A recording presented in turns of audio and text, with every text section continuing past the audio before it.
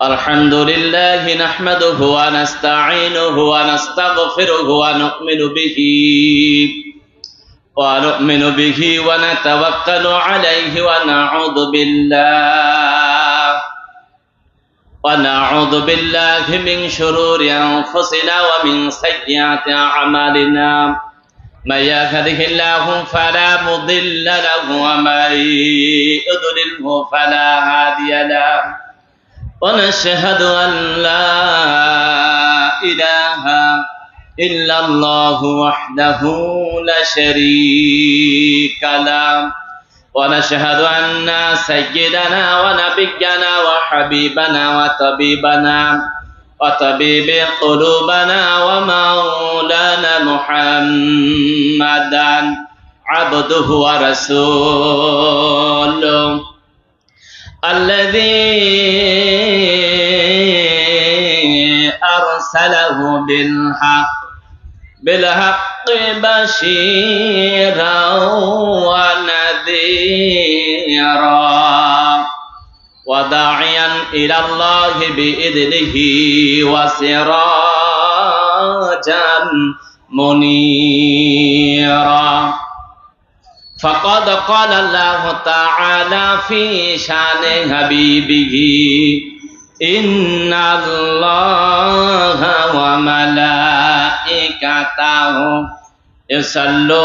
يصلون على النبي يا أيها الذين آمنوا صلوا عليه وسلموا تسليما জবান খুলে দরুদ ইব্রাহিম জানেন?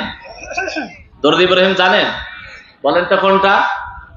যেটা নামাজে পড়া হয়। এই দরুদটা আমরা এখন পড়বো সকলেই জবান খুলে। একটা জবান যেন বন্ধ না থাকে।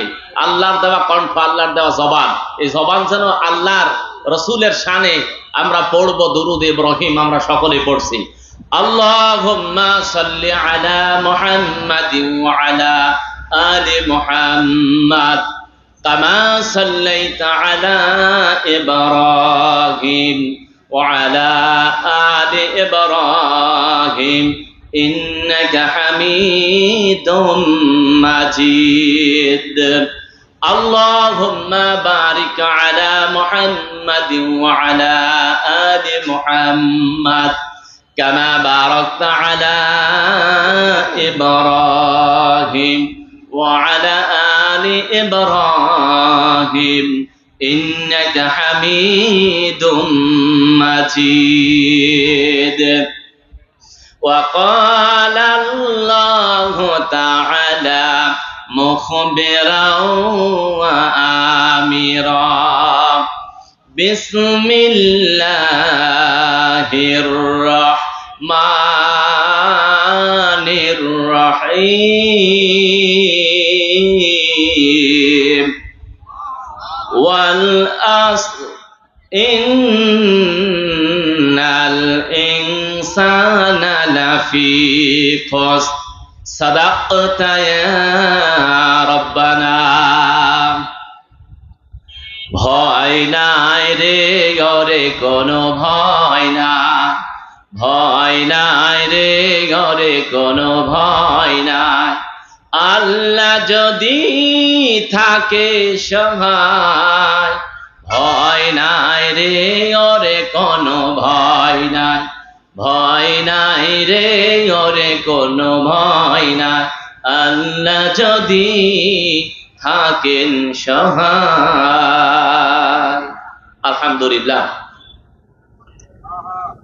ঐতিহ্যবাহী জেলা রাজশাহী পটিয়া থানার অন্তর্গত শিবপুরহাট জাগিরপাড়া যুব সমাজের উদ্যোগে বিশাল ঐতিহাসিক তাফসীরুল কোরআনুল কারীমের মাহফিলের সম্মানিত সুযোগ্য সভাপতি জনাব মোহাম্মদ আব্দুল কাদের পরামানিক আতানাল্লাহু উমরাহু ওয়া বারাকাল্লাহু ফি হায়াতি। সরে বলেন আমিন। আর একটু সরে বলেন আমিন। আজকের প্রোগ্রামের দেশ বরেণ্য উলামে কেরাম আলোচনা রেখেছেন আমার বন্ধুবর হাফেজ মাওলানা মোহাম্মদ নাজমুল হোসাইন, প্রধান শিক্ষক শিবপুরহাট জাইগির পাড়া হাফেজিয়া মাদ্রাসা, খতিব ও পেশ ইমাম, শিবপুর হাট জাইগির পাড়া কেন্দ্রীয় জামে মসজিদ। আল্লাহ রাব্বুল আলামিন তার কণ্ঠকে, জবানকে কোরআনের ময়দানে তামাম পৃথিবীব্যাপী কবুল আর মঞ্জুর করুন, জোরে বলেন আমিন। আমার সামনে বসা ধর্মপ্রাণ মুসলমানেরা, যুবক তরুণেরা, আমার একান্ত সম্মানিতা মা এবং বোনেরা, স্টেজের ওপরে অবস্থানরত নায়েবে রাসূল হযরত উলামায়ে কেরাম, সকলের প্রতি সশ্রদ্ধেয় সালাম, আসসালামু আলাইকুম ওয়া রাহমাতুল্লাহ। আমার সঙ্গে এসেছেন বন্ধুবর মাওলানা শাকিল আহমেদ সহ আমার এক ভাগ্নি আছে, সঙ্গে সফর সঙ্গী হিসেবে এসেছেন মোহাম্মদ তরিকুল ইসলাম। আল্লাহ রাব্বুল আলামিন তাদের উপরে আল্লাহ রাব্বুল আলামিনের খাস রহমত, বরকত আর সাকিনা নাজিল করুন, জোরে বলেন আমিন। আজকের প্রোগ্রামে এসে আপনারা খুশি না বেজার? আপনারা খুশি আছেন তো নাকি? এই বর্ষার ভেতরেও যে প্রোগ্রামটা হচ্ছে, এটা কার দয়া বলেন তো? আরো জোরে বলেন, কার দয়া? আল্লাহর দয়া। আল্লাহর দয়া পাওয়ার পরে আমরা কি অসন্তুষ্ট থাকতে পারবো? রাসূলুল্লাহ সাল্লাল্লাহু আলাইহি ওয়াসাল্লাম বলেছেন যে আল্লাহ রাব্বুল আলামিন যখন কারো উপরে খুশি হয়, কোন জনপদের উপরে খুশি হয়, আল্লাহ রাব্বুল আলামিন তিনটা জিনিস দান করেন। বলেন কয়টি? কয়টা জিনিস দান করেন? আরো জোরে বলেন, কয়টি? তিনটা জিনিস দান করেন। আল্লাহ রাব্বুল আলামিন যখন খুশি হয়, আল্লাহর পক্ষ থেকে আল্লাহর রহমত, আল্লাহ রাব্বুল আলামিন আকাশ থেকে বারিধারা নাজিল করেন। সুবহানাল্লাহ। কি নাজিল করেন? তাহলে এটা আল্লাহর রহমত না গজব? রহমত। রহমত পাওয়ার পরে কেউ বেজার থাকতে পারে? কেউ পারে না। এরপরে আল্লাহ যার উপরে খুশি হন, আল্লাহ রাব্বুল আলামিন তার বাসাতে, তার বাড়িতে মেহমান পাঠান। জোরে বলুন সুবহানাল্লাহ। কি পাঠান? মেহমান পাঠান। এরপরে আল্লাহ যদি খুশি হন কোন বান্দা বান্দির ওপরে, তার ঘরে কন্যা সন্তান দান করেন। জোরে বলুন সুবহানাল্লাহ। তাহলে এই তিনটা জিনিস যারা পায়, বুঝতে হবে ডাইরেক্ট আল্লাহর পক্ষ থেকে রহমত নাজিল হয়েছে। জোরে বলুন সুবহানাল্লাহ। আল্লাহ রাব্বুল আলামিন বলেন, ওয়াইদা কুরিয়াল কুরআনু ফাসতামিউ লাহু ওয়া আনসিতু লাআল্লাকুম তুরহামুন। আল্লাহ রাব্বুল আলামিন বলেন, ওয়াইজা কুরিয়াল কুরআন, যেখানে কোরআন তেলাওয়াত করা হয়, যেখানে কোরআন আবৃত্তি করা হয়, কোরআন পাঠ করা হয়, আল্লাহ রাব্বুল আলামিন বলেন, ওয়াইদা কুরিয়াল কুরআনু ফাসতামিউ লাহু ওয়া আনসিতু লাআল্লাকুম তুরহামুন। আল্লাহ রাব্বুল আলামিন বলেন, যেখানে কোরআন আবৃত্তি করা হয়, কোরআন তেলাওয়াত করা হয়, কোরআন পাঠ করা হয়, আমি আল্লাহ রাব্বুল আলামিনের পক্ষ থেকে ওই জায়গার উপরে আকাশ থেকে যেমন ভাবে মেঘমালা থেকে বৃষ্টিগুলো বর্ষণ হয়, ঠিক ওইভাবে আমি আল্লাহর রহমত নাজিল হয়ে যায়। সুবহানাল্লাহ। আল্লাহর রহমত নাজিল হয়। তাহলে কোরআন শুনলে কি নাজিল হয়? কোরআনের আলোচনা যেখানে হয়, কি হয়? রহমত নাজিল হয়। অথচ এক শ্রেণীর কুলাঙ্গাররা আমাদের এই দেশে রাম বামেরা কোরআনকে বন্ধ করে দিয়েছিল। কথা বলেন ঠিক কিনা? আজকে উন্মুক্ত পরিবেশ, কত সুন্দর লাগছে। কোরআনের এই চাতক পাখিরা কোরআন শোনার জন্য মৌমাছির মতো বসে আছে। সুবহানাল্লাহ। আরো বলেন সুবহানাল্লাহ। এই কোরআনকে স্তব্ধ করে দেওয়ার চেষ্টা তারা করেছিল। এই কোরআনকে স্তব্ধ করার চেষ্টা করেছিল আবু জেহেল, উতবা, শাইবা, মুগীরা, আবু লাহাবের মতো অধম যারা ছিল, না অধম যারা ছিল, এরা বন্ধ করেছিল।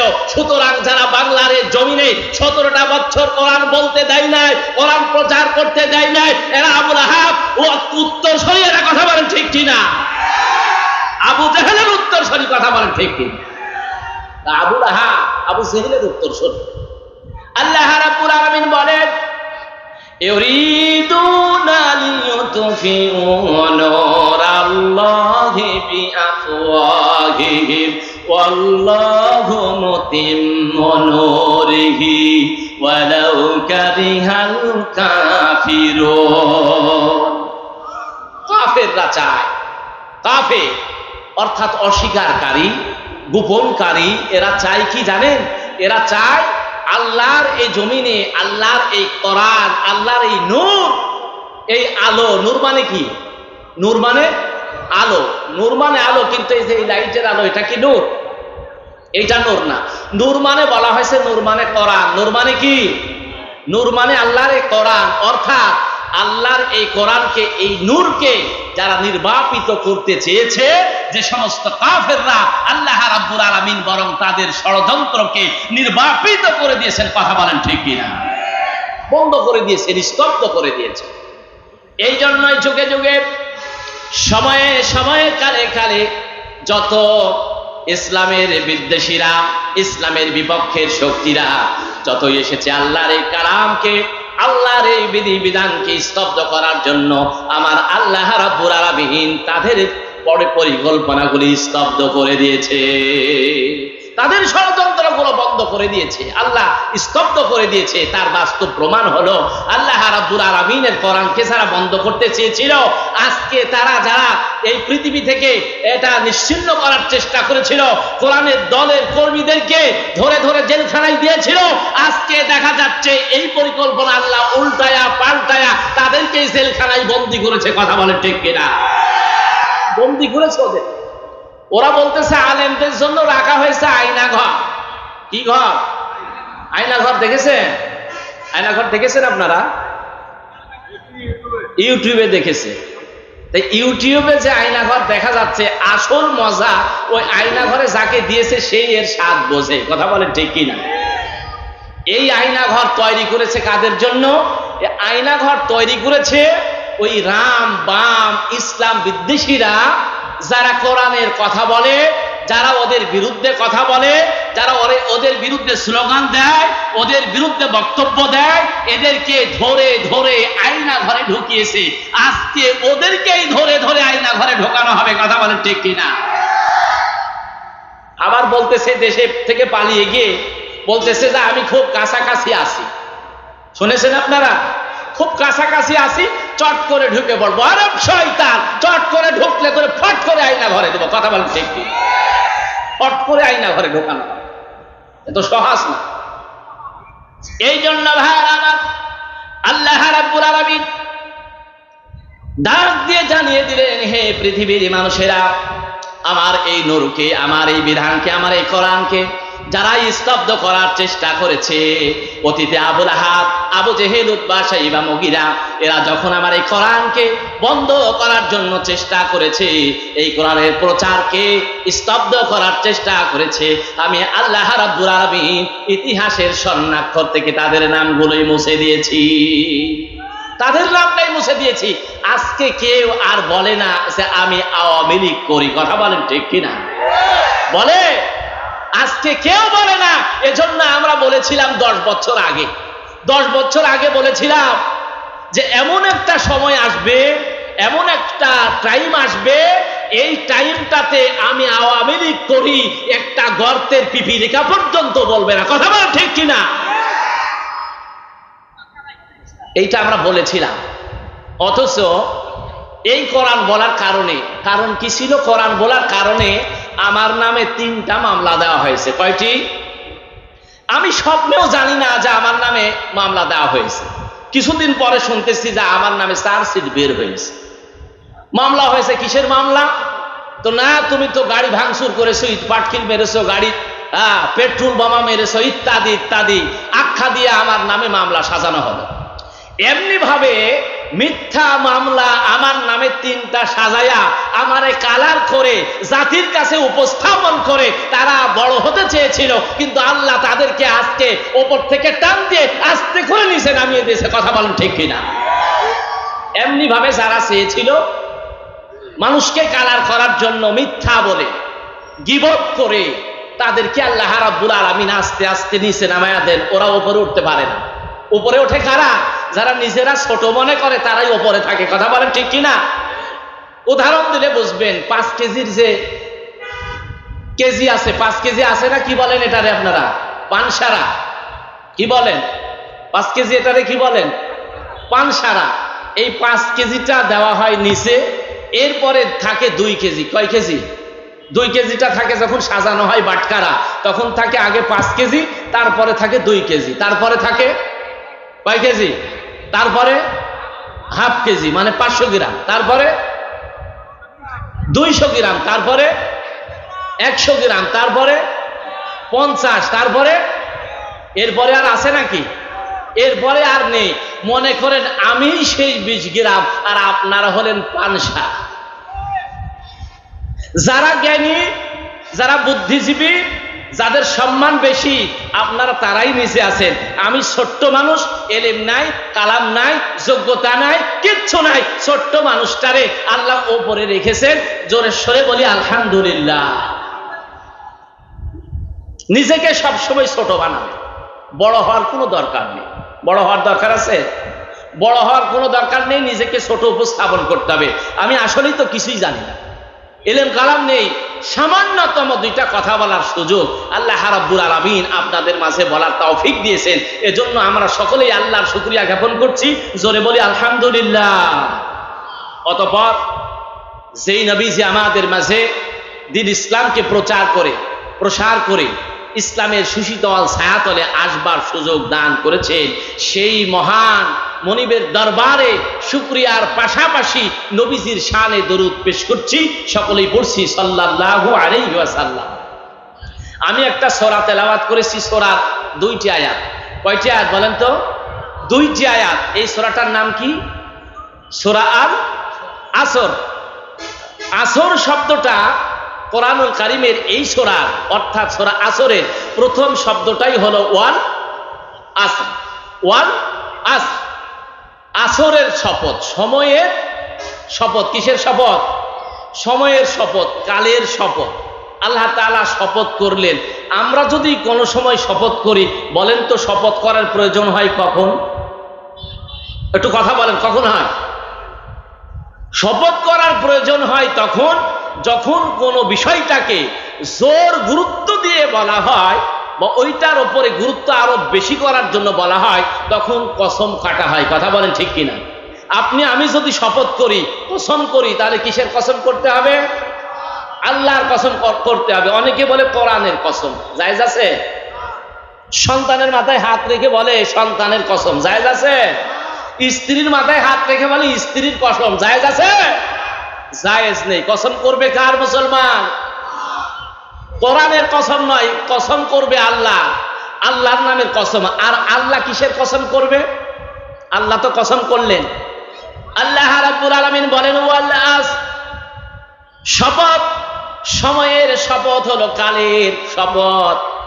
আল্লাহ রাব্বুল আলামিন দিলেন এই টাইমে। তাহলে আল্লাহ রাব্বুল আলামিন যে জিনিসটার উপরে, যেই বস্তু বা যে কাল, যে সময়ের উপরে কসম করলেন, বুঝতে হবে এই কসমটার দাম, কসমটার মূল্য, কসমটার গুরুত্ব অনেক আল্লাহর কাছে বেশি আছে। জোরে বলুন সুবহানাল্লাহ। তাহলে সময়ের কসম কাটলেন, যেইটার গুরুত্ব বেশি, যেইটা বললে মানুষরা বেশি গুরুত্ব দেবে, সেই জিনিসটার বিষয় নিয়ে, সেই জিনিসটা নিয়েই আল্লাহ রাব্বুল আলামিন কসম করলেন ওয়াল আসর, সময়ের কসম। তাহলে সময়ের দাম আছে না নাই? সময়ের দাম আছে না নাই? এই সময়ের যে দাম আছে, এইটা বোঝে তারা, যারা এই সময় অতিক্রম করেছে বুঝে তারা। সময় যাদের পার হয়ে গেছে, আজকে যাদের বয়স 50-60-এর কোটায় রয়েছে, তারা বুঝতেছে এখন যদি আমি 15-20 বছরের যুবক থাকতাম, 25 বছর 30 বছরের যুবক থাকতাম, কতই না কি করতে পারতাম। কথা বলেন ঠিক কিনা? তারাই বুঝতেছে এই সময়টা যে পার করলাম, এই সময়টার দাম কত। আরো বুঝতেছে তারা, যারা এই দীর্ঘ 15 বছর ধরে, 17 বছর ধরে ক্ষমতায় ছিল, এই যে মাত্র 45 মিনিটে পথটা রদবদল হওয়ার পরে এই সময়টার দাম বুঝেছে তারা। কথা বলেন ঠিক কিনা? সময়টার দাম বুঝেছে। 45 মিনিট আগে শেখ হাসিনা বাংলাদেশের অবৈধ সরকার, কথা বলেন ঠিক কিনা? বৈধ মনে করেন কি আপনারা?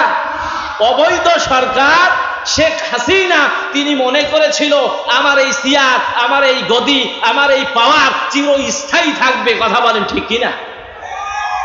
এটাই মনে করেছে। আল্লাহ রাব্বুল আলামিন এই জন্যই আল্লাহ রাব্বুল আলামিন কালামে পাকের ভেতরে জানালেন, ও পৃথিবীর মানুষেরা শোনো, ওয়াল আসর, সময়ের কসম, কালের কসম, আমি আল্লাহ রাব্বুল আলামিন এজন্যই করলাম। তোমরা সময়ের দামটা দিতে জানলে না, সময়ের মূল্যটা দিতে জানলে না। এই সময়টা কত দামি জিনিস তোমরা বুঝলে না। সময়টা যদি সময় মতো কাজে লাগাতে, এই সময় মতো যদি কোরআনটা বন্ধ না করে, ইসলামী মানুষদেরকে জেলখানায় বন্দি না করে, আলেমদেরকে জেলখানায় বন্দি না করে, বরং এই কোরআন প্রচারের জন্য দায়িত্বটা যদি দিয়ে দিতে, আজকে তোমাকে হেলিকপ্টারে করে এই মোদির দেশে তোমারে গমন করা লাগতো না। বাংলার জনগণ তাকে যেতে দিত। যেই দেশের মুসলমান 90% 95% মুসলমান, এই দেশে কোরআনের কথা বলা হবে, তাও আবার তাদের অনুমতি নিয়ে, এই কথা কি সহ্য করা যায়? সহ্য করা যায়? কোরআনের কথা হবে। এই কোরআনটা কার পক্ষ থেকে এসেছে? আল্লাহর কথা হবে। আমরা গোলাম কার? আল্লাহর কালাম, আল্লাহর কিতাব। আমরা গোলাম আল্লাহর কালাম থেকে আল্লাহর গোলামরা তেলাওয়াত করবে, গোলামরা শুনবে। এটা কি আবার গোলামের কাছ থেকে অনুমতি নিতে হবে? জোরে বল নাউজুবিল্লাহ। এই কাজ যারা করেছে, এই কাজগুলো যারা অতীতে করে গেল, এদের সাথে যারা আছে, এদের ইন্ধন দাতা যারা আছে, পরামর্শ দাতা যারা আছে, তাদের সাথে অর্থ দিয়া, বুদ্ধি দিয়া, যুক্তি দিয়া, তর্ক দিয়া যারা সাথে আছে, এরা ডাইরেক্ট আল্লাহর জাহান্নামের কাজ করেছে। এটা ডাইরেক্ট জাহান্নামের কাজ। এজন্য ভাইরা, আল্লাহ রাব্বুল আলামিন কোরআনুল কারীমে জানালেন, শপথ কসমে কসম করলাম, শপথ সময়ে, এই সময়টা তোমরা নষ্ট করো না। সময়টা বড় দামি জিনিস, সময়টা বড় মূল্যবান সম্পদ। আল্লাহ রাব্বুল আলামিন এই জন্যই বললেন, পৃথিবীর মানুষেরা শোনো, পৃথিবীর মানুষেরা লক্ষ্য করো, এই সময় একটা বার হারিয়ে গেলে জীবন থেকে আর একটা সেকেন্ড সময় আর ফিরে আসবে না। আর ফিরে আসবে? আর ফিরে আসবে না। তাহলে সময়ের দাম আছে না নাই? সময়ের দাম দিতে হবে। তাহলে সময়ের দামটা আমরা দেব। এই যে সময়, এই সময়টার গুরুত্ব, দাম এজন্যই আমরা দেব যে এই টাইমটুকু পার হয়ে গেলে আর আমাদের এই টাইমটুকু ফিরিয়ে নিয়ে আসার কোনো সুযোগ নেই। আছে নাকি? আছে। এই জন্য আমরা যারা কোরআন শিখেছি বড়ই ভাগ্যবান। আমরা যারা কোরআন শিখেছি বড়ই কি ভাগ্যবান। এই যে আমার পাশে বসা কোরআনের হাফেজ, কোরআনের শুধু হাফেজ না, কোরআনের শত শত হাজার হাজার ছাত্র তার হাত দিয়ে গড়া হচ্ছে। তাহলে এই ব্যক্তিটা, এই মানুষটা, এই আলেমটা, এই হাফেজটার দাম আল্লাহর দরবারে কম না বেশি? আরো জোরে বলেন, কম না বেশি? বেশি। আল্লাহ রাসূল সাল্লাল্লাহু আলাইহি ওয়াসাল্লাম বলেছেন, যেই ব্যক্তি কোরআনের হাফেজ হবে, তার পিতার মর্যাদা কিয়ামতের ময়দানে এত বেশি হবে যে আল্লাহ রাব্বুল আলামিন একজন কোরআনের হাফেজের পিতার মাথায় একটা নূরের মুকুট, অর্থাৎ আলোর মুকুট, উজ্জ্বল আলোর মুকুট তার মাথায় পরিধান করে দেওয়া হবে। সুবহানাল্লাহ। তাহলে মর্যাদা তার বাড়লো না কমলো? বাড়লো। তাহলে কোরআনের হাফেজের পিতার মর্যাদাই যদি এইরকম হয়, যে ব্যক্তি নিজে কোরআনের হাফেজ হবে, তার মর্যাদা কম না বেশি? কম না বেশি? বেশি। এই জন্য আল্লাহ রাব্বুল আলামিন, আল্লাহ সুবহানাহু ওয়া তাআলা এই কোরআনের মান মর্যাদা এত দিয়েছেন, যারা কোরআনের তলাবুল ইলম, কোরআন যারা শিখে, কোরআন যারা শিক্ষার জন্য বাড়ি থেকে বের হয়, আল্লাহ রাসূল সাল্লাল্লাহু আলাইহি ওয়াসাল্লাম বললেন, যারা কোরআন শিখার জন্য বের হয়, তাদের পায়ের নিচ দিয়ে আল্লাহ রাব্বুল আলামিনের ফেরেশতারা পর বিছায়া দেন, আর কোরআনের তলাবুল ইলম এইটার উপর দিয়ে চলতে থাকে। জোরে বলুন সুবহানাল্লাহ। তাহলে তাদের মর্যাদা অনেক বেশি, অনেক বেশি। আল্লাহ রাসূল এটাও বলেছেন, যেই ব্যক্তি কোরআনুল কারীম যত মুখস্থ করতে পেরেছে, যত আমল করতে পেরেছে, কোরআনের হাফেজদেরকে কাল কিয়ামতের ময়দানে ডাক দিয়ে বলা হবে, আজকে তোমাদেরকে জান্নাতে দেওয়া হলো, এই জান্নাতের ভেতরে এই কোরআনুল কারীমের আয়াত তেলাওয়াত করতে থাকো, আর জান্নাতের এক একটি সিঁড়ি অতিক্রম করে উপরে উঠতে থাকো। সুবহানাল্লাহ। তাহলে যার যত মুখস্থ আছে সে তত সিঁড়ি অতিক্রম করবে। সুবহানাল্লাহ। জোরে বলুন সুবহানাল্লাহ। তাহলে কোরআন শিখার দরকার আছে না নাই? কোরআন শিখার দরকার আছে না? আপনার আমার যাদের সন্তান আছে, 7 বছর 8 বছর 10 বছর 12 বছর বয়স, এইরকম বয়সে যাদের সন্তান আমাদের আছে, এই সন্তানটারে মাদ্রাসায় পাঠাই। প্রথম কোথায় পাঠাবো? মাদ্রাসায় পাঠাবো। মক্তবে পাঠান, হেফজখানায় পাঠান, কওমি মাদ্রাসায় পাঠান। এক কথায় দ্বীনি শিক্ষা শিখার জন্য মাদ্রাসায় পাঠা দিন। এই সন্তানটা আপনার কোনো কল্যাণ যদি নিয়ে আসতে নাও পারে, কোনো উপকার করতে যদি নাও পারে, আপনি মারা যাওয়ার পরে আপনার লাশের পাশে দাঁড়িয়ে জানাজার নামাজ পড়ে চোখে 2 ফোঁটা পানি ফেলে আল্লাহর দরবারে আপনার জীবনের গুনাহগুলি মাফ চাইতে পারবে। সুবহান। এই সন্তানটার দরকার, এই সন্তানটার দরকার আছে না ভাই? এই সন্তানটার বড়ই দরকার। আজকে আপনি প্রাইমারি পড়ালেন, এরপরে উচ্চ বিদ্যালয় পাশ করালেন, এসএসসি পাশ হলো, ইন্টার পাশ করলো, এরপরে কলেজে ভর্তি করলেন, বিশ্ববিদ্যালয়ে ভর্তি করলেন, অনার্স মাস্টার্স কমপ্লিট করলো, এরপরে বিসিএস ক্যাডার হলো, পিএইচডি করলো, এরপরে ডাক্তার হলো, ইঞ্জিনিয়ার হলো, এমবিবিএস হলো, এফসিপিএস হলো, এফআরসিএস হলো, অনেক ডিগ্রি অর্জন করলো, কিন্তু সূরা ফাতিহা পড়তে পারে না। ওই সন্তান দিয়ে কি কোনো কাজ হবে ভাই? হবে? কোনো কাজ হবে না। বরং আপনার সন্তানটা, এগুলো বানাতে আমি নিষেধ করছি না, এগুলো বানান, আপনি শিক্ষা অর্জন করান, কোনো সমস্যা নেই, কিন্তু আপনার সন্তানটারে প্রাথমিক শিক্ষা, তাকে কায়দা পড়ান, কোরআন শিখান, কোরআনের হাফেজ বানান, কোরআনের একজন আলেম বানান। এই কাজটা করতে পারা যাবে না ভাই? ইনশাআল্লাহ পারা যাবে। এই ছাত্রটা, এই তলাবুল ইলমটা দাঁড়ায়া যদি আপনার কবরের পাশে, আমার কবরের পাশে যদি একটাবার পড়ে রব্বির হামহুমা কামা রব্বায়ানি সগীরা, আল্লাহ রাব্বুল আলামিন তার দোয়াটা কবুল করে তার কবরের আযাবটা মাফ করে দিতে পারেন। জোরে বলুন সুবহানাল্লাহ। পারে কি পারে না? সেই সন্তানটা ডাক দিয়ে আল্লাহর কাছে যদি এই মিনতি করে, কোনো ব্যক্তির সন্তান, কোন পিতার সন্তান তার পিতার জন্য, মাতার জন্য চোখের পানিটা ছেড়ে দিয়েছে, এই চোখের পানিটা জমিনে পৌঁছানোর আগেই তার দোয়াটা আল্লাহর দরবারে কবুল হয়ে যায়। সুবহানাল্লাহ। এই জন্যই ভাইরা আমার, আল্লাহ রাব্বুল আলামিন বলেন ওয়াল আসর, সময়ের কসম, সময়টা এত মূল্য, এত দাম যে সময়টা পার হয়ে গিয়েছে, মুরব্বী হয়ে গিয়েছে, কোরআন ইচ্ছা করলেও আর মুখস্থ করার স্মৃতি শক্তি আর থাকে না। থাকে নাকি? বৃদ্ধ অবস্থায় কোরআনকে হেফজ করা যাবে? কোরআন আর হেফজ করা যাবে না, মুখস্থ করা যাবে না। তার কারণ সেই স্মৃতি শক্তি আর নেই, আগের মতো আর কাজ করে না, আগের মতো সেই সেলগুলি, সেই কোষগুলি আর কাজ করে না। এই জন্য আপনি ইচ্ছা করলেও আর হতে পারবেন না। হাতে গোনা 2-1টা ব্যতিক্রম হতে পারে, কিন্তু ম্যাক্সিমাম এটা আর পারে না। সাংসারিক কাজের জন্য ব্যস্ততায় বা বিভিন্ন কারণে এখানে আর যেতে পারে না। এই জন্য সময়ের দাম, সময়ের কাজ সময় মতোই করতে হবে।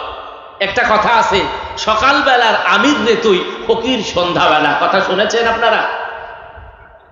সকালবেলার আমির রে তুই, ফকির সন্ধ্যাবেলা।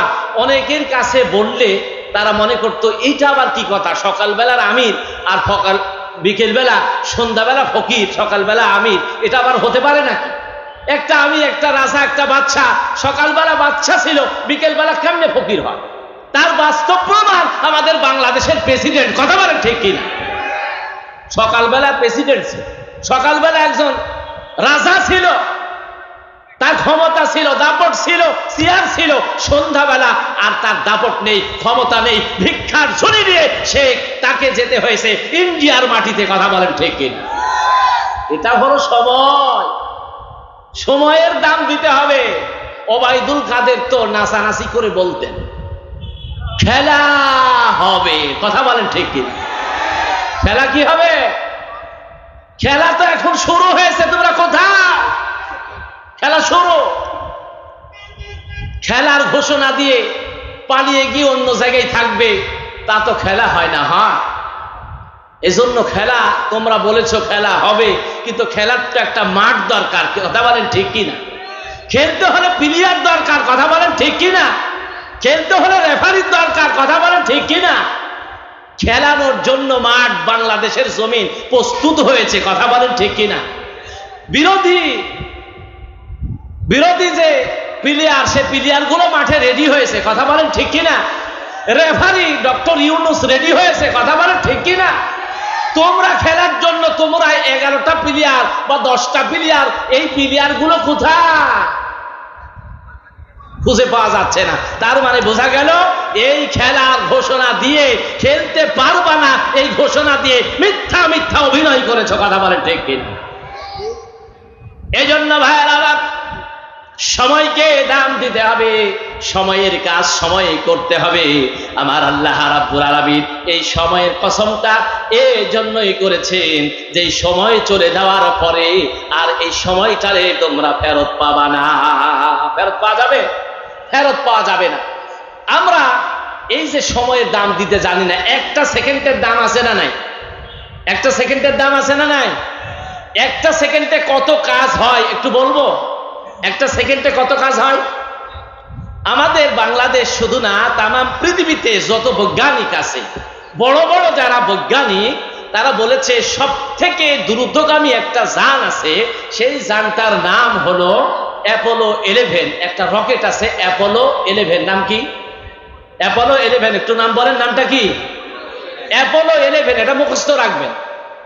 এই যানটা, এই রকেটটা এত দ্রুত চলতে পারে, 1 সেকেন্ডে 11 কিলোমিটার পথ অতিক্রম করে। জোরে বলুন সুবহানাল্লাহ। 1 সেকেন্ডে কত কিলো যায়? তাহলে 1 সেকেন্ডের দাম আছে না নাই? 1 সেকেন্ডে অ্যাপোলো 11 নামের একটা রকেট আছে। এই রকেটটা বৈজ্ঞানিকেরা বানিয়েছে, 1 সেকেন্ডে 11 কিলোমিটার যায়। কত কিলোমিটার? 1 মিনিটে 500 কিলোমিটার পথ অতিক্রম করতে পারে। এই রকেটটার নাম হলো অ্যাপোলো 11। তাহলে 1 সেকেন্ডে 11 কিলোমিটার, 1 মিনিটে 500 কিলোমিটারের ওপর পথ অতিক্রম করে। এই প্লেনটার নাম হলো অ্যাপোলো 11। এইরকম অ্যাপোলো 11 নামের এই রকেটটা, এই জাহাজটা যদি চলতে শুরু করে, তাহলে আল্লাহ রাব্বুল আলামিনের যে বিশেষ বিশেষ নিয়ামত আছে, এই নিয়ামতগুলি কত দূরে আছে আল্লাহ তাআলা তিনি বোঝাচ্ছেন। যে এই যে পৃথিবী, এটা একটা পৃথিবী, আমরা বাংলাদেশে আছি, এটা পৃথিবীর মধ্যে নাই। আমরা যদিও বাংলাদেশ আছে, এটা কি পৃথিবী না? এটা পৃথিবী। বাংলাদেশ একটা রাষ্ট্র। বাংলাদেশ কয়টা রাষ্ট্র? একটা রাষ্ট্র। ইন্ডিয়া একটা রাষ্ট্র, আফগানিস্তান একটা রাষ্ট্র, সৌদি আরব একটা রাষ্ট্র, চীন, ইরাক, ইরান, প্যালেস্টাইন, আফগানিস্তান সহ আরো অনেক রাষ্ট্র। এরকম 228টা মতান্তরে 232টা রাষ্ট্র আছে এই পৃথিবীতে। জোরে বলে আল্লাহু আকবার। কয়টা রাষ্ট্র আছে? কেউ বলেছেন 228টা, আবার কেউ কেউ বলেছেন 232টা। তো যাই হোক, 228টাই আমরা ধরি, কম করে। 228টা রাষ্ট্র আছে। এই 228টা রাষ্ট্রের মধ্যে বাংলাদেশও একটা কি রাষ্ট্র। বাংলাদেশ কয়টা রাষ্ট্র? এই বাংলাদেশের ভেতরে 64টা জেলা আছে, তার ভেতরে রাজশাহী একটা জেলা। কথা বলেন ঠিক কিনা? এই 64টা জেলার মধ্যে রাজশাহী একটা জেলা। এই জেলার ভেতরে অনেকগুলি থানা আছে, তার ভেতরে একটি পুঠিয়া একটি থানা। কথা বলেন ঠিক কিনা? পুঠিয়া থানার ভেতরে অনেক গ্রাম আছে, তার ভেতরে শিবপুর জাইগিরপাড়া একটা গ্রাম আছে। কথা বলেন ঠিক কিনা? তাহলে আমরা এই রাষ্ট্রের ভেতরে, পৃথিবীর ভেতরে আসি। এইরকম 228টা রাষ্ট্র মিলে একটা পৃথিবী। 228টা রাষ্ট্র মিলে একটা পৃথিবী। একটা পৃথিবী 13 লক্ষ গুণ গুণ করলে আল্লাহর একটা সূর্যের সমান হবে। সুবহানাল্লাহ। তাহলে পৃথিবী 13 লক্ষ গুণ বড় সূর্য। কত লক্ষ গুণ? 13 লক্ষ গুণ বড় সূর্য। এই যে সূর্য রয়েছে, এই সূর্যের উপরে আল্লাহ রাব্বুল আলামিনের কিছু নক্ষত্র আছে, তারকারাজি আছে, আছে না নাই? গ্রহ আছে না নাই? এগুলোকে বলা হয়েছে প্রক্সিমা সেন্টাই, আলফা সেন্টাই। এই প্রক্সিমা সেন্টাই, আলফা সেন্টাই, এইটা সূর্যের থেকে 33 কোটি গুণ বড় হলো প্রক্সিমা সেন্টাই, আলফা সেন্টাই। জোরে বলেন আল্লাহু আকবার। এই আলফা সেন্টাই, প্রক্সিমা সেন্টাই, এটার থেকে আবার উপরে আল্লাহ রাব্বুল আলামিন রেখেছেন গ্যালাক্সি। এই গ্যালাক্সিটা 500 বিলিয়ন বছর, 500 বিলিয়ন যদি যোগ করা হয়, 500 বিলিয়ন বড় হলো আল্লাহর এই গ্যালাক্সি। জোরে এবং সুবহানাল্লাহ। এই গ্যালাক্সির উপরে আছে আসমান। আল্লাহ রাব্বুল আলামিনের হাবিব বিশ্ব নবী জনাবে মুহাম্মদ রাসূলুল্লাহ সাল্লাল্লাহু আলাইহি ওয়াসাল্লামকে এই তথ্যগুলি জানানো হয়েছে আজ থেকে 1500 বছর পূর্বে। জোরে এবং সুবহানাল্লাহ। আর এই তো সবে মাত্র আমাদের বিজ্ঞানীরা এগুলো আবিষ্কার করেছে। এইটা আরো বহু আগে বিশ্বনবীকে জানানো হয়েছে, বহু আগে। বৈজ্ঞানিকেরা বলেছেন এই প্রথম গ্রহ, প্রথম এই যে তারকারাশি প্রক্সিমা সেন্টাই, আলফা সেন্টাই, এইটাতে যদি এই অত্যন্ত দ্রুতগামী যান, অত্যন্ত দ্রুতগামী এই রকেটটারে যদি যাওয়ার জন্য বলা হয় যে রকেটটা সেকেন্ডে 11 কিলোমিটার পথ অতিক্রম করতে পারে, মিনিটে 540 কিলোমিটার পথ অতিক্রম করতে পারে, এই রকম রকেটকে যদি ছেড়ে দেওয়া হয় তাহলে আলফা সেন্টাই পৌঁছাতে 500 বছরেরও বেশি লাগবে। জোরে বলুন চিৎকার দিয়ে আল্লাহু আকবার। কত বছর লাগবে? 500 বছরেরও বেশি লাগবে এই আলফা সেন্টাই, সব থেকে নিকটবর্তী একটা গ্রহ, এই গ্রহতে পৌঁছাতে। তাহলে এই নিকটবর্তী গ্রহতে পৌঁছাতেই যদি এত সময় লাগে, আল্লাহ রাব্বুল আলামিন এই আসমান দেখেছেন যে আসমানের বিশালতা, আসমানের আকার আয়তন যেটা নির্ণয় করা সম্ভব নয়, এমনি ভাবে আল্লাহ রাব্বুল আলামিন 7টা স্তরে স্তরে আসমান রেখেছেন, 7টা স্তরে স্তরে জমিন রেখেছেন। এইটা আল্লাহ না জানি কত তার আপন হাতে নিপুণ করে বানিয়েছেন। জোরে বলুন সুবহানাল্লাহ। এটা বানিয়েছে আল্লাহ। রাসূল সাল্লাল্লাহু আলাইহি ওয়াসাল্লামকে বললেন, ডাক দিয়ে সাহাবারা, যে রাসূলুল্লাহ এই যে আসমানটারে দেখতে পাই, এই আসমানটা কত বড়? আল্লাহ রাসূল বললেন, তা কি তোমরা শুনবে? সাহাবারা বলল, ইয়া রাসূলুল্লাহ, যে আপনি বলুন যে এই আসমানটা কত বড়। আল্লাহ রাসূল সাহাবীদেরকে বললেন, সাহাবারা শোনো, একটা বিশাল সাকিয়াল মরুভূমি, এই মরুভূমিতে হাতের একটা আংটি যদি মরুভূমিতে ছেড়ে দেওয়া হয়, এই আংটিটা খুঁজে পাওয়া একটা মরুভূমিতে যত অসম্ভব, আল্লাহর এই আসমানের তুলনায় এই পৃথিবীটা ওই আংটির মতো ছোট, খুঁজে পাওয়া অসম্ভব। জোরে বলুন সুবহানাল্লাহ। আশা করি সাহাবারা এই আসমান কত বড় অন্তত একটু ধারণা পেয়েছে। সুবহানাল্লাহ। আল্লাহর নবীর সাহাবারা বললেন, ইয়া রাসূলুল্লাহ, দ্বিতীয় আসমান কত বড়?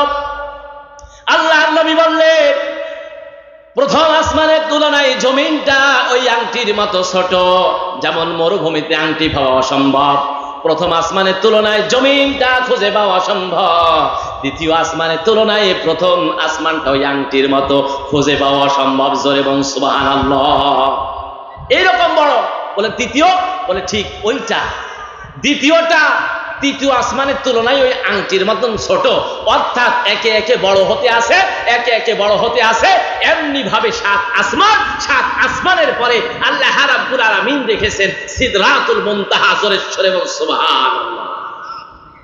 এরপরে হলো আরশে আজিম, আরশে আজিমের উপরে এরপরে হলো কুরসি, কুরসির উপরে আল্লাহ রাব্বুল আলামিন সমাসীন, তিনি বসে আছেন, তিনি এই তামাম পৃথিবী পরিচালনা করতেছেন।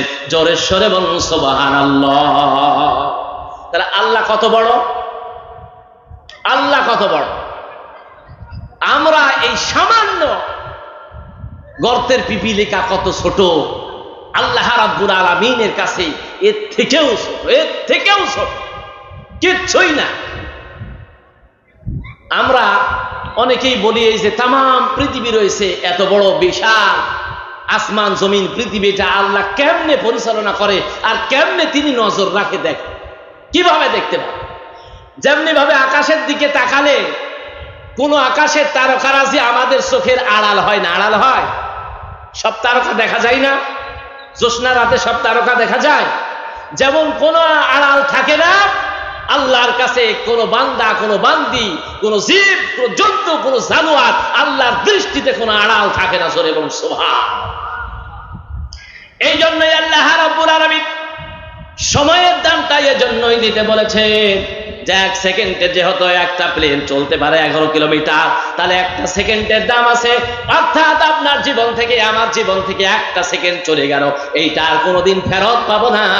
এই জন্য সময়টা চলে যাওয়ার আগে কোরআনের খাদেম, কোরআনের কর্মী আর কোরআনের দলের সৈনিক যেন হতে পারে। আল্লাহ কবুল করুন। ধরে বলেন আমিন। 1 সেকেন্ডও বসে থাকা যাবে, 1 সেকেন্ডও বসে থাকা যাবে না। এখনই আমাদের সিদ্ধান্ত নিতে হবে। আল্লাহ বলেন আলা লাহুল খালক ওয়া হুয়াল আমর, সৃষ্টি যার, আইন চলবে তার, সৃষ্টি আমরা কার? জোরে বলেন আমরা কার? আমরা সৃষ্টি আল্লাহ। আল্লাহর আইন হলো কোরআন, অর্থাৎ আইন চলবে, কোরআন চলবে। আল্লাহর এই জমিনে, আল্লাহর এই বিশাল বিস্তীর্ণ পৃথিবীতে এই আল্লাহ রাব্বুল আলামিনের শাশ্বত বাণী কোরআন চলবে। জোরে বলুন সুবহানাল্লাহ। আলা লাহুল খালক ওয়া হুয়াল আমর, সৃষ্টি যার, আইন চলবে তার। সৃষ্টি আল্লাহ, অথচ আইন চলতেছে লেনিনের। কথা বলেন ঠিক কিনা? অথচ আইন চলতেছে এই পৃথিবীতে, লেনিনের আইন চলতেছে, বহু বড় বড় নেতার আইন চলতেছে। আইন চলার দরকার কার? আল্লাহর আইন চলার দরকার। আল্লাহর এই জমিনে আল্লাহর এই কোরআন দ্বারা পরিচালনা হলে আপনারা কি বেজার আছেন? আপনারা বেজার আছেন? এজন্য আল্লামা সাইদি সাহেব বলেছিলেন, তোমরা কি কোরআনের রং দেখতে চাও? তোমরা কি কোরআনের রূপ দেখতে চাও? কোরআনের পরিচয় দেখতে চাও? এই কোরআনকে তোমরা কি জিন্দা দেখতে চাও? যদি দেখতে চাও, কোরআন আলা মানুষগুলোরে পার্লামেন্টে ঢুকায়া দাও। জোরে বলুন সুবহানাল্লাহ। কোরআন আলা মানুষগুলোরে পার্লামেন্টে পাঠাতে হবে। এতদিন যারা ছিল, এরা ছিল টেন্ডারবাজ, এরা ছিল ডাকাত, এরা ছিল লম্পট, এরা ছিল সন্ত্রাসী, এরা ছিল অরিজিনালি ভারতের রাজাকার। কথা বলেন ঠিক কিনা? ভারতের দোসররা আমাদের দেশের অর্থকে পাচার করে দেশকে পঙ্গু করেছে। কথা বলেন ঠিক কিনা? এই দেশকে আর শোষণ করতে দেওয়া যাবে না। এই দেশকে আর, এই দেশের ভেতরে অরাজকতা সৃষ্টি করতে দেওয়া যাবে না। যারা করেছে অতীতে, এদেরকে আমরা কিছু বলছি না, কিন্তু আল্লাহ রাব্বুল আলামিন বলেন, আমি ধরি না, ধরলে পারে আর ছাড়ি না। তা বাস্তব প্রমাণ পেয়েছে কিছু নেতা আর কর্মীরা। কথা বলেন ঠিক কিনা? এখন খুব সময় সংকীর্ণ, শর্ট টাইম। এই শর্ট টাইমে আমাদের মূল সিলেবাস বুঝতে হবে। আমরা সৃষ্টিকার আল্লাহ। সৃষ্টি যেই করেছে সেই আল্লাহ, তিনি তো আমাদের মালিক, তিনি আমাদের রব, আমাদের তৈরি করেছে, সৃষ্টি করেছে। মনে করেন বাংলাদেশে অনেক কোম্পানি আছে না? Samsung, Nokia, Maximus, Walton, iPhone আছে না নাই? এইরকম ভাবে বিভিন্ন পণ্যের ভেতরে আপনি এলজি পাবেন, এরপরে যমুনা পাবেন, বিভিন্ন কোম্পানি আছে। এই কোম্পানিগুলো থেকে যখন কোনো প্রোডাক্ট, কোনো মাল যখন সেল করা হয়, তার সাথে সাথে বাজারজাত করার সাথে সাথে তার সাথে একটা বই দেওয়া হয়, গাইড দেওয়া হয়, পুস্তক দেওয়া হয় ছোট্ট একটা। সেইটা পরিচালনার জন্য দেয় কি দেয় না? সবাই বলেন দেয় কি দেয় না? মোবাইল কেনার পরে আপনাকে একটা ছোট্ট বই দিয়েছে না দেয় না? দিয়েছে এজন্য যে ওই কোম্পানির রুলস, ওই কোম্পানি তারা বলতেছে এই প্রোডাক্টটা বানালাম আমরা, এই প্রোডাক্টটারে কেমনে চালাতে হবে, অর্থাৎ এই মোবাইলটা, এই কম্পিউটারটা কেমনে চালাতে হয়, এই বইয়ের ভেতরে লেখা আছে, এই ফাংশন দেওয়া আছে, এমনে এমনে এই মেনুতে এইভাবে ক্লিক করলে এইভাবে এই জায়গায় গেলে পরে এই কাজগুলি ঠিকঠাক থাকবে। এর ব্যতিক্রম হলে পরে ফাংশনে ত্রুটি হবে, এটা বিশৃঙ্খলা সৃষ্টি হবে, হ্যাং হতে পারে, নষ্ট হতে পারে, বন্ধ হতে পারে। কথা বলেন ঠিক কিনা? এমনকি অচলও হতে পারে। কথা বলেন ঠিক কিনা? আমার আল্লাহ রাব্বুল আলামিন এজন্য বলেন, মানুষ নামের যন্ত্রটা আমি আল্লাহ তোমারে দিলাম, এই যন্ত্রটা কেমনে ভালো থাকবে, কেমনে সুষ্ঠুভাবে পরিচালনা করা যাবে, এই জন্য একটা মেনু দিলাম, এই জন্য একটা বই দিলাম, এই জন্য একটা কিতাব দিলাম। কিতাবটার নাম হলো আল কোরআন। জোরে বলুন ঠিক কিনা? এই কিতাবটার নাম কি? তাহলে আমরা আল্লাহর দেওয়া যন্ত্র, আল্লাহর দেওয়া মেশিন, আল্লাহর দেওয়া পণ্য, আল্লাহর দেওয়া পণ্য, এই যে মেনু দিয়েছে, এইটার বাইরে যখন পরিচালনা করা হবে, এইটার বাইরে যখন আমাদেরকে চালানো হবে, আমরা মানুষ তখন অচল হয়ে যেতে পারি। কথা বলেন ঠিক কিনা? এজন্য আপনাকে আর আমাকে পরিচালনার জন্য কিতাব দিয়েছেন কে? আমাকে আর আপনাকে তৈরি করেছেন কে? কোম্পানি যেমন বলেছে যে আমার এই মেনু ছাড়া, আমার এই বই ছাড়া পরিচালনা করলে এটা অচল হয়ে যেতে পারে, হ্যাং হয়ে যেতে পারে, নষ্ট হতে পারে, বাতিল হতে পারে। আল্লাহ বলেন আমার দেওয়া, তোমরা মানুষ, তোমরা জীব, তোমরা জানোয়ার, যাই থাকা না কেন, আমার নিয়ম নীতি ছাড়া, আমার আইন ছাড়া তোমরা মানুষ আর জীব, তোমাদেরকে আমি যে বিধান দিয়েছি, আমার এই কোরআন দ্বারা পরিচালিত না হলে তোমাদের এই জীবনটা অচল হবে। কথা বলেন ঠিক কিনা? তাহলে এই কোরআন দিয়ে পরিচালনা দরকার আছে না নাই?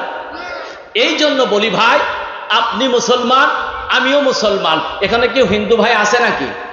কেউ নেই, আমরা সবাই মুসলমান। তাহলে মুসলমান, আমাদের এই বাংলাদেশটা এটা মুসলমানেরই দেশ, 96% মুসলমান, মুসলমানের দেশে।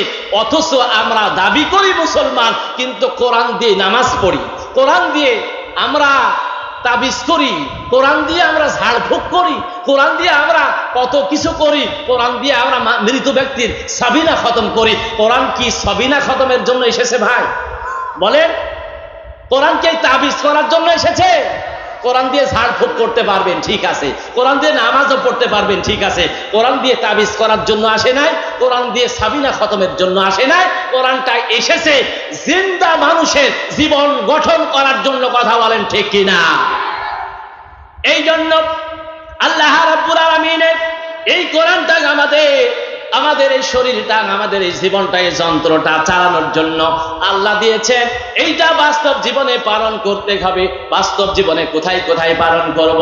আমরা পালন করব নিজে ব্যক্তিগতভাবে, আমরা পালন করব পারিবারিকভাবে। জোরে বলুন কথা ঠিক কিনা?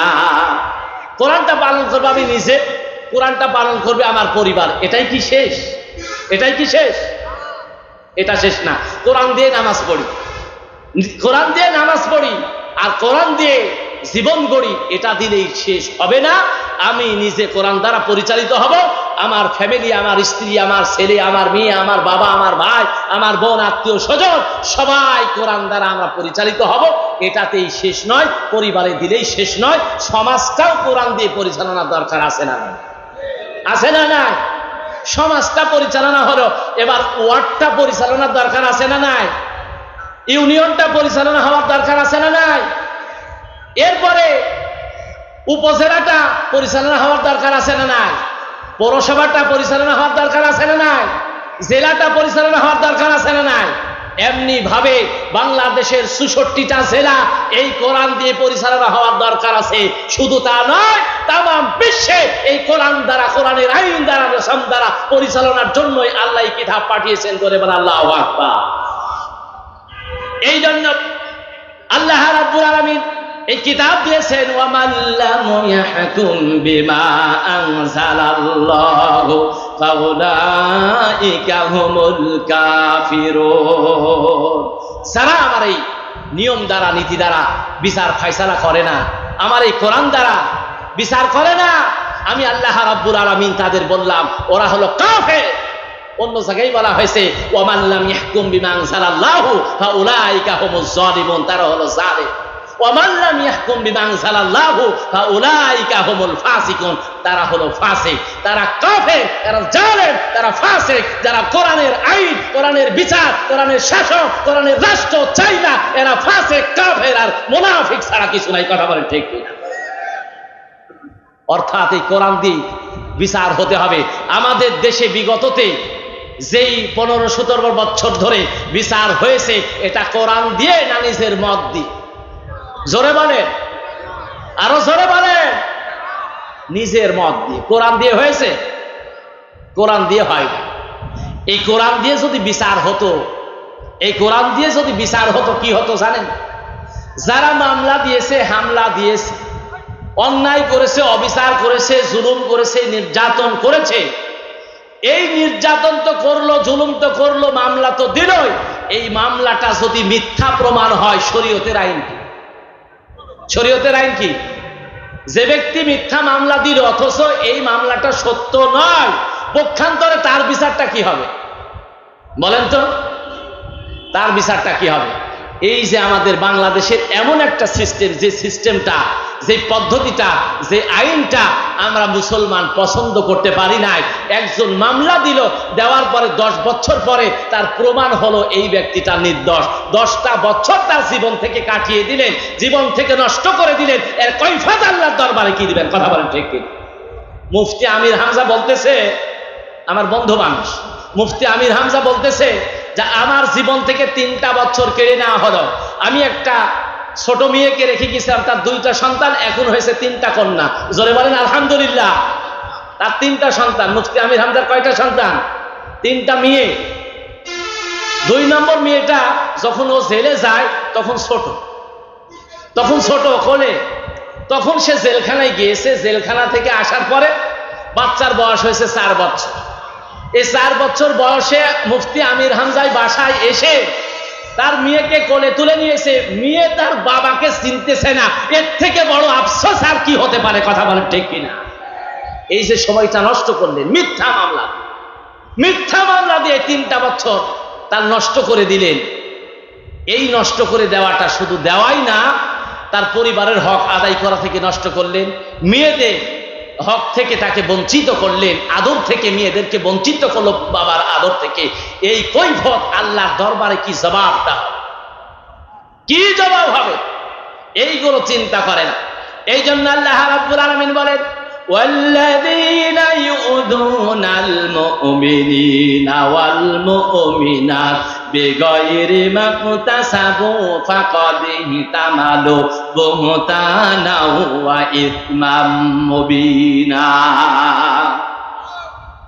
والذين يؤذون المؤمنين والمؤمنات যারা মুমিন পুরুষ আর মুমিন নারী এদের উপরে মিথ্যা অভিযোগ, মিথ্যা কি অভিযোগ, মিথ্যা অভিযোগ আরোপ করলো, তারা ওই অপরাধ করে নাই, ওই দোষ করে নাই।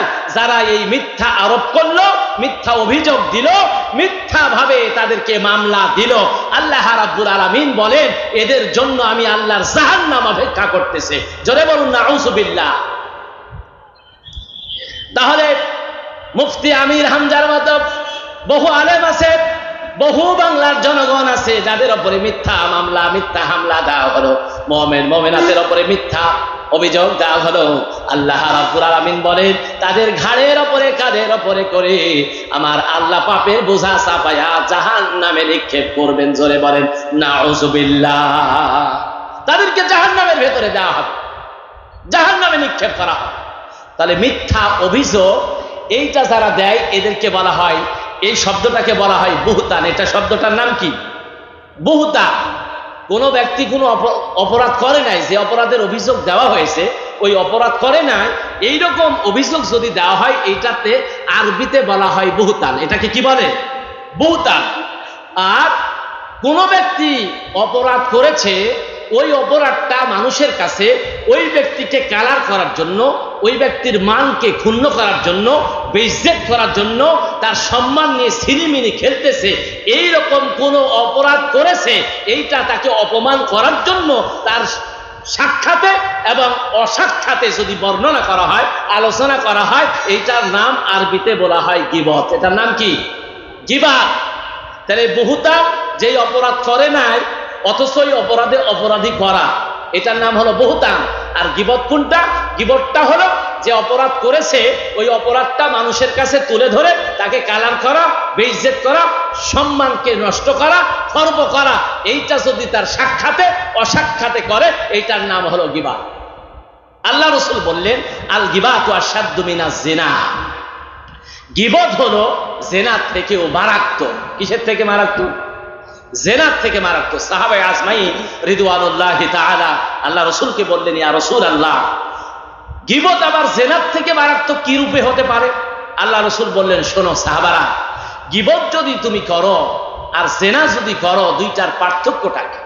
জেনা করার পরে কোনো মানুষ রাতের বেলায় তাহাজ্জুদের নামাজ পড়ে, আল্লাহর ইবাদত করে, সে গভীর রজনীতে চোখের পানিগুলো ফেলে সে যদি অনুতপ্ত হয়, অনুশোচনার পানি ফেলে, আল্লাহরে ওয়াদা দিতে পারে, প্রতিশ্রুতি দিতে পারে, আল্লাহ আমি ভুল করেছি, অপরাধ করেছি, নিজের নফসের প্রতি জুলুম করেছি, অবিচার করেছি, আমি যা করেছি পাপ করেছি, ভুল করেছি, আল্লাহ আমি আর করব না, এর জন্য মাথাটা নত করলো, অনুশোচনা করলো, আল্লাহ ইচ্ছা করলে তার গুনাহটা মাফ করে দিতে পারেন। জোরে বল সুবহানাল্লাহ।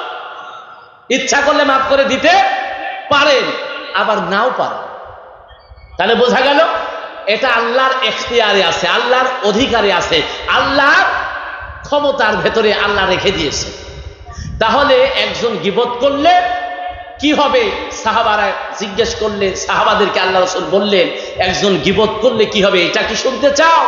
যার তুমি গীবত করেছো, যেই ব্যক্তির সমালোচনা করেছো, ওই ব্যক্তিকে বেইজ্জত করার জন্য, অপমান করার জন্য, লাঞ্ছিত করার জন্য ওই ব্যক্তি তোমাকে যতদিন মাফ না করবে, আমার আল্লাহ রাব্বুল আলামিন তোমারে মাফ করবে না।